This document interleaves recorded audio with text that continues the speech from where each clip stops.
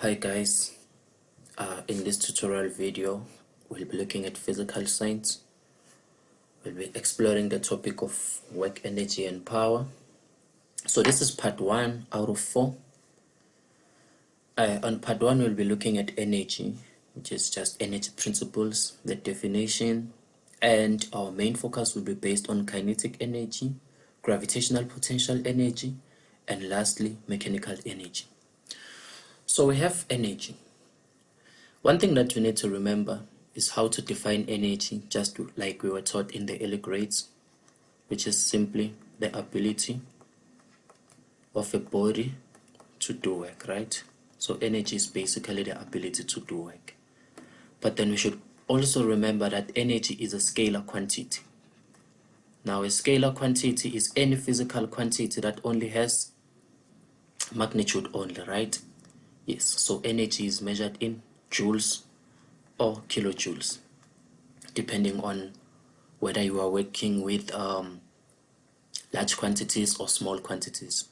If it's small quantities, then it's simply joules. Then if it's large quantities, then it has to be kilojoules. So now, under this topic, we'll be looking at firstly kinetic energy, which is the energy that an object has due to its motion. Then we'll be looking at gravitational potential energy, which is simply the energy that an object possesses in relation with the Earth's surface. And then lastly, we will then explore the concept of mechanical energy, which is just a summation of the two mentioned kinds of energies or energy, right? Yes, but there are other forms of energy, just like heat energy. This is the energy that results from, when you rub two objects, like rubbing your hands, you get heat. But we won't be basing our focus on these other kinds of energy, but it's only these three: kinetic energy, gravitational potential energy, and mechanical energy. So we have the law of conservation of energy, which simply tells us that energy cannot be created or destroyed, but it can only be transformed from one form to another. So what this concept is saying, or what this law is saying, is that every object that exists has some kind of energy, right? And then this energy is to be converted to other forms of energy. So there's always some potential energy or stored energy in every object, which is then converted to other forms of energy. So we are not creating, we are not destroying. So we are only transforming from one form to another, right? We are either transforming from, for example, kinetic energy, meaning an object is moving. We convert its kinetic energy to gravitational potential energy. As soon as the object stops, then it means that energy conversion has taken place, right? Yes, because we cannot destroy energy, but we can simply transform it to other forms. So moving forward, firstly we'll explore the concept of gravitational potential energy, abbreviated as EP. Then this is the energy that an object possesses with reference to the Earth's surface. So just like it says here, Earth's gravitational field relative to a reference point. So the reference point, we'll simply say it's the ground, or it's the Earth's surface, or it's the surface, okay? So let us take, for example, an object that is at a certain point, given this inclined slope, and a certain object of mass 1 kg. And then we have that this object is at a certain height of 2 meters from the Earth's surface, and then the object is sliding down the slope up to that level there, which is now at 0, as you can see. The height from the reference point, which is the ground, is simply 0. So the formula says gravitational potential energy is equals to mgh, in which this is the mass of the object. Remember, mass in physics is measured in kilograms. And this is the gravitational acceleration, which is 9.8 meters per second squared. And what's that? That's the height with reference to the Earth's surface. And then how do you measure the height? The height must be in meters, okay? So for that given object there at point A, which is the highest point, we have that the gravitational potential energy will be equals to the mass being 1 kg, gravitational acceleration 9.8 meters per second squared, and the height being 2 meters. So what do we have there? 19.6 joules. Remember that energy is measured in joules, right? So now let us say the block slides all the way until it reaches point B. So at point B, oh, this is at A. Now at point B, what is the gravitational potential energy at point B? Then gravitational potential energy is equals to mass times gravitational acceleration times the relative height. The mass is 1, gravitational acceleration is 9.8, and now the height is nothing but 0, meaning we have 0 joules. But now the question of the day is, we had a 19.6 joules there at point A, and all of a sudden we have 0 joules at point B. What happened to that energy? If we slide back a little bit, we said, according to the law of conservation of energy, energy is either transformed from one form to another because it cannot be created nor destroyed. So for the example that we had, all this 19.6 joules was converted to other forms of energy. Okay, we will look at that later on. Okay, let us have a few examples based on this. Consider the 20 kg block sliding down the slope ABC as given here. Calculate the following: the potential energy at the points A, B, and C. So if you look at it, at point A, we can see that we are given a height of what? Of 4 meters. We have the mass of the object given as 20 kilograms.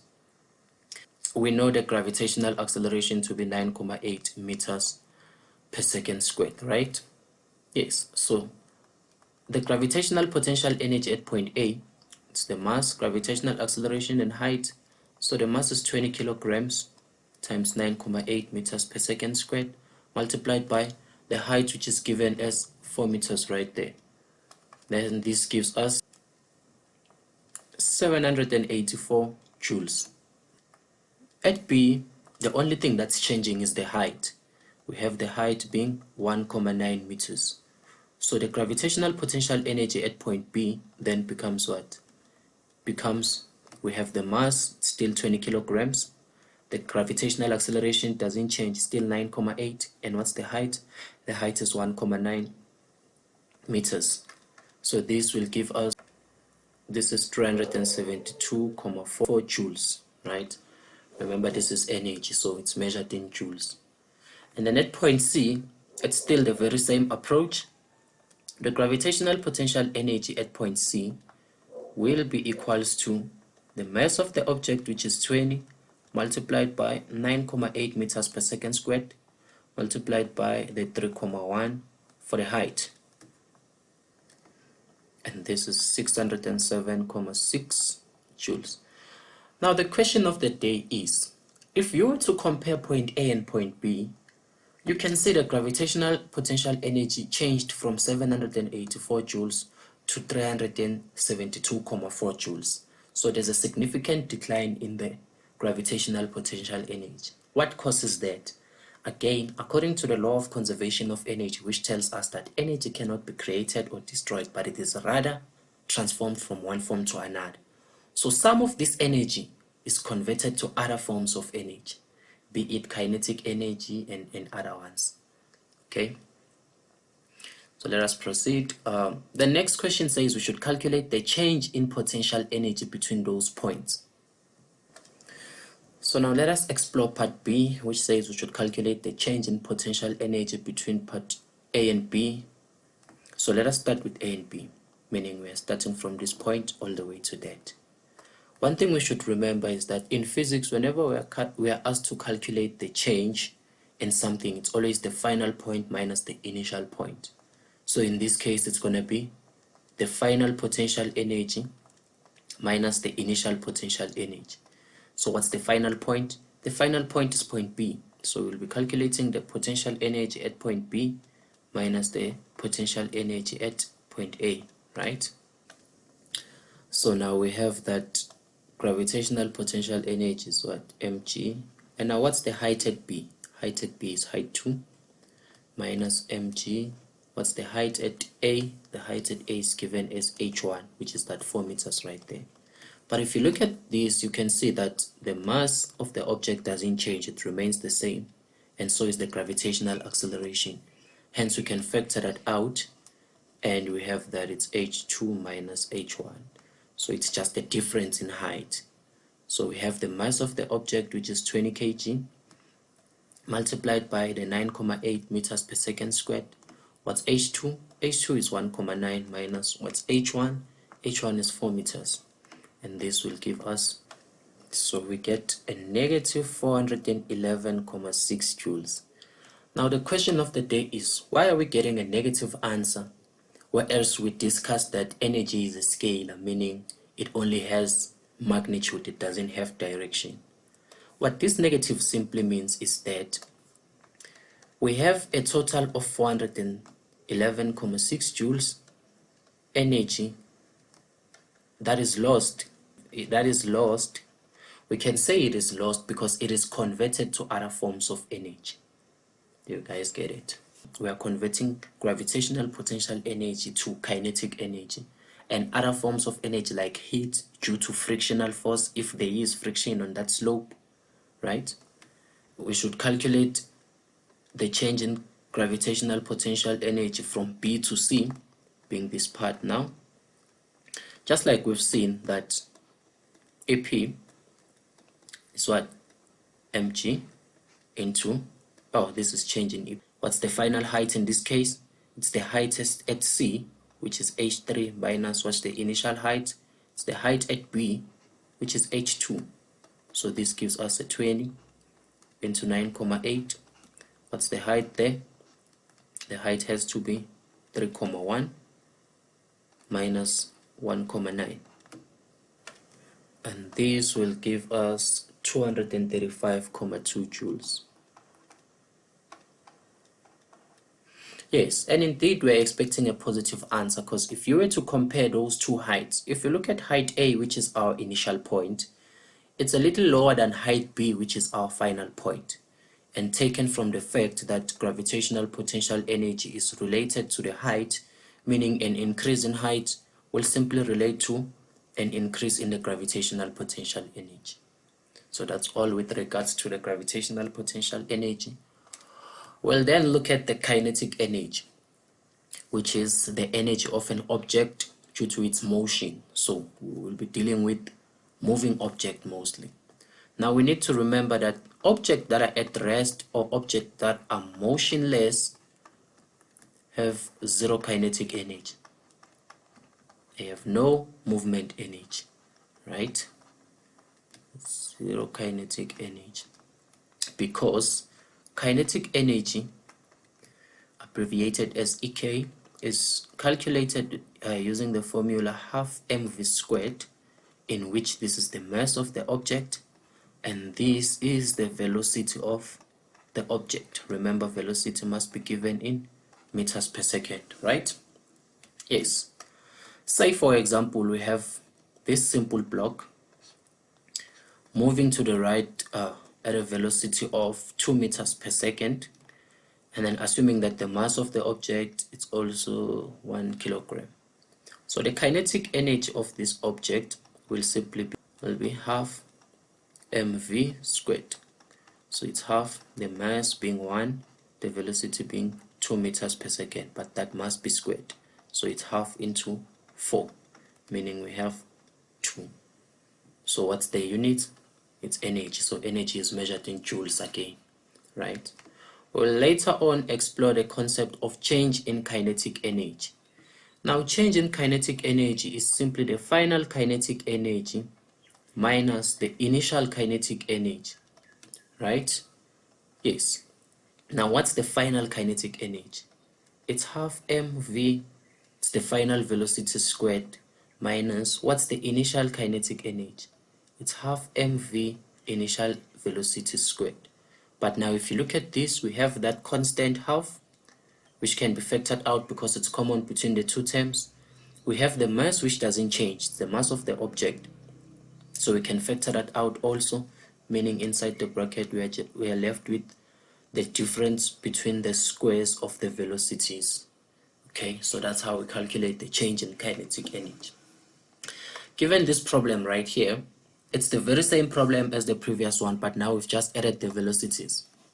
Consider the 20 kg block sliding on the slope ABC. Then it says that the block is initially at rest at point A, so we don't need the velocity of this. We know that the velocity here must be 0. Calculate the following. Kinetic energy at point A. So at A, we have that the kinetic energy, okay, must be half mv squared, right? So it's half into 20, then that's just 0 squared because the block is initially at rest at point A. So this will give us that it's 0 joules. It doesn't have kinetic energy at point A, but what does it have? It only has the potential energy due to the height. Remember we said we are converting energy from one form to another. Now let us look at B. At B, we are given that the velocity there is equals to 2 meters per second. This then gives us that the kinetic energy will be half mv squared, which is half into 20 into 2 squared. Remember the 2 squared is the velocity, which is 2 meters per second. So this gives us that half into 20 is just 10 into 4, right? Because 2 squared is 4. So this gives us a total of 40 joules. And then lastly, we have at point C. So at point C, we have the velocity as 1,2 meters per second. Then the kinetic energy becomes half mv squared, which is half into 20 into 1,2. So this gives us a 14,4 joules. Now, if you were to compare these, if you compare between B and C, looking at B and C, you can see that at B, the kinetic energy is higher than that of C, right? Now, what causes that? As the block is sliding down from point A to point B, it is converting most of its gravitational potential energy into what? Into kinetic energy, right? And then when it gets to that point now, you can see the slope starts to change as it's moving towards C. So as soon as the slope changes now such that it's now increasing, it's now decreasing its kinetic energy because it's working against its weight, and now it converts its kinetic energy back to what? To gravitational potential energy.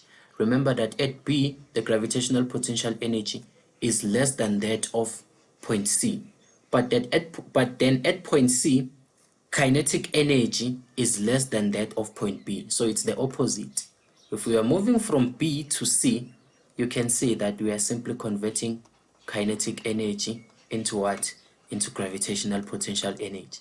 But if we are moving from A to B, as we're moving we're sliding down the block there, you can see that we are converting what? Potential energy into kinetic energy. So it's always a conversion between these two things. And then the next question says we should calculate the change in kinetic energy between those 2 points. Remember now that change in kinetic energy, so this is B, kinetic energy between A and B, the change in kinetic energy between A and B.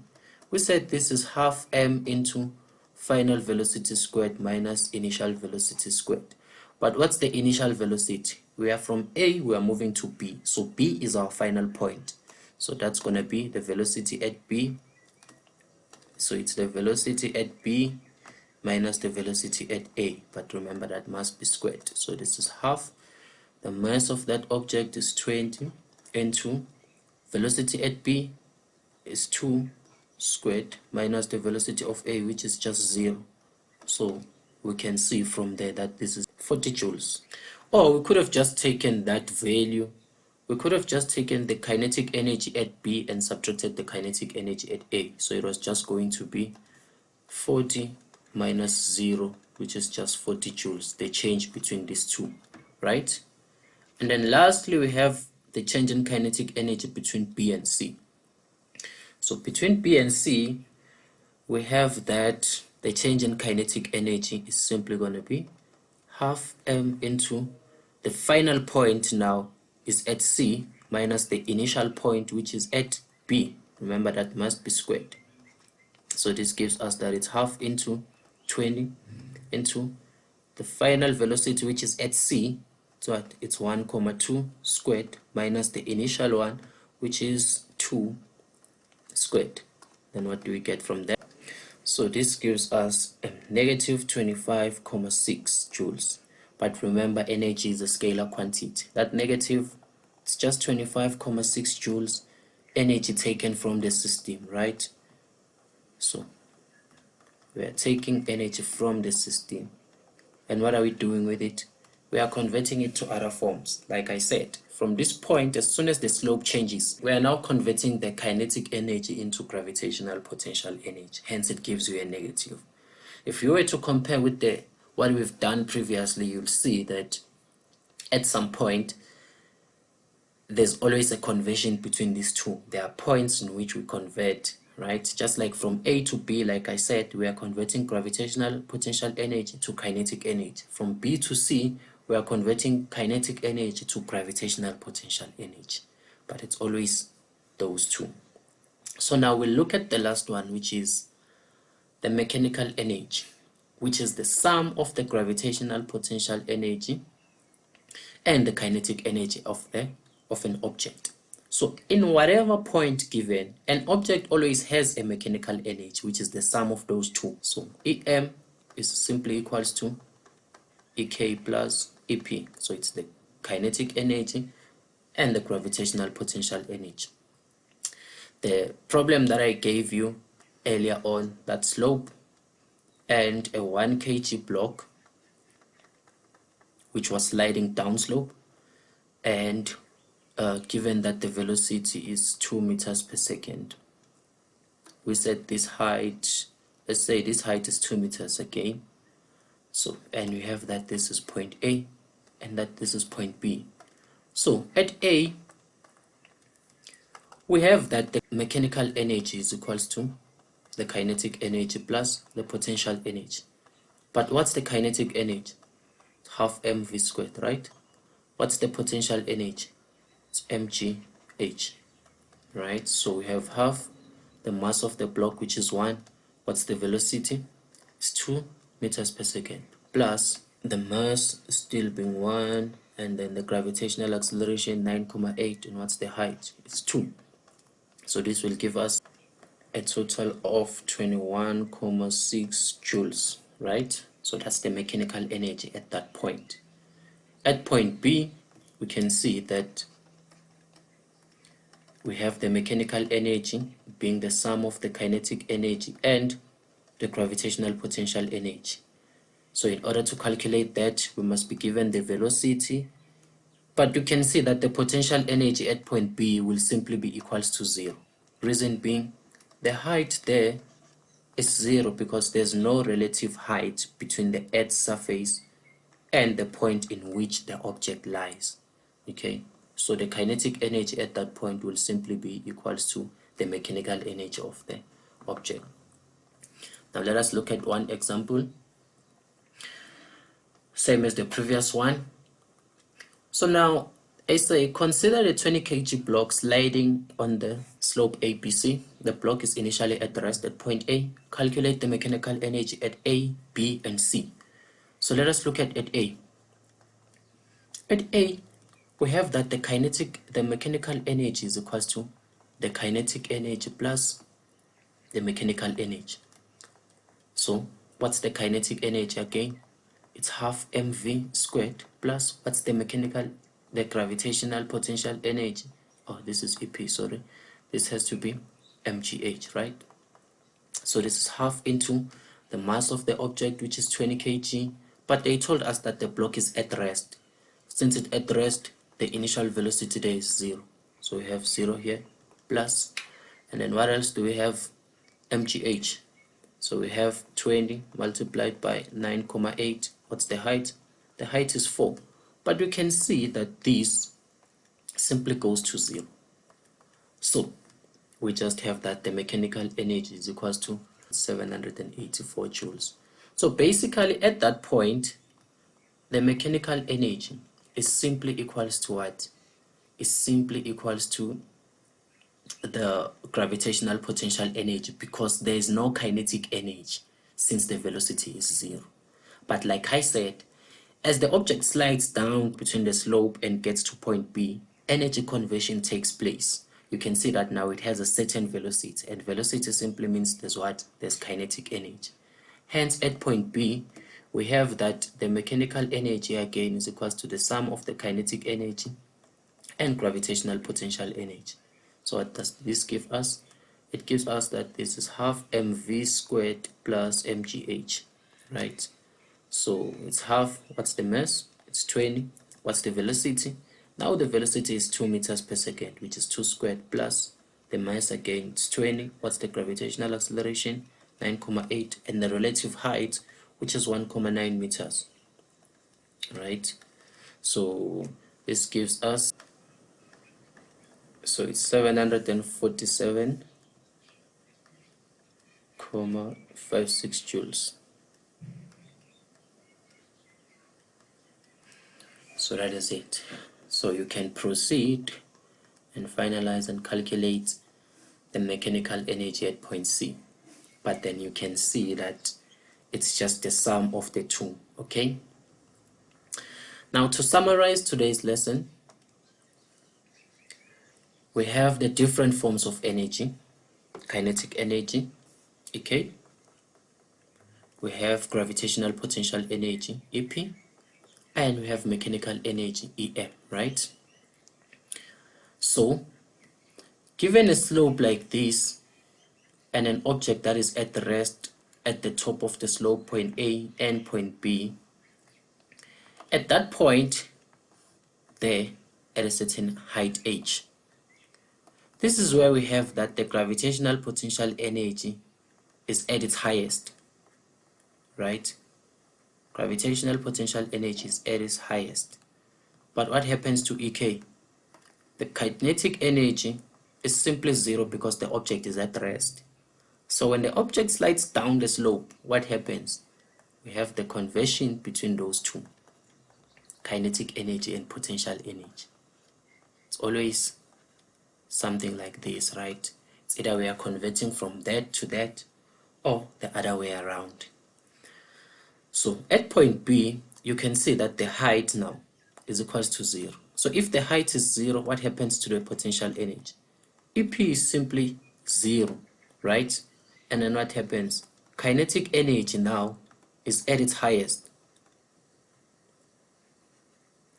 because the more the block slides down, it gains motion. The velocity keeps on increasing as it's moving down slope. Hence the kinetic energy keeps on increasing. That's why I spoke of the conversion between potential energy and kinetic energy. Sorry, not EP and EP, EP and EK. Right? Yes. And at any given point, an object will always have mechanical energy, which is simply the sum of the kinetic energy and the gravitational potential energy. So it will depend whether the object is moving or what, but in whatever case, this will always hold. So I think that's pretty much it for this lesson. Please subscribe, like, and follow.